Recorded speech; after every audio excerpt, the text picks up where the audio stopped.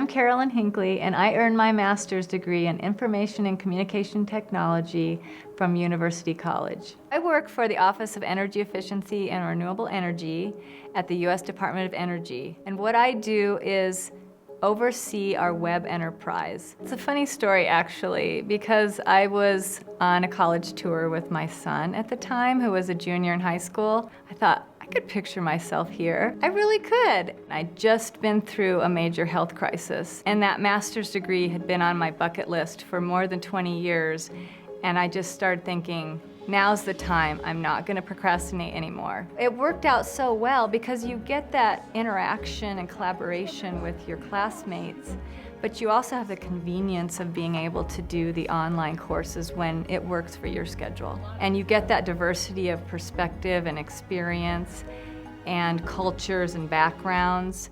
And I really appreciated that. I became a much stronger person. I had colleagues who could not believe that I had 3 children and a husband who travels 2 or 3 days a week and a full-time job, and I was able to tackle all of this within a 2-year time frame.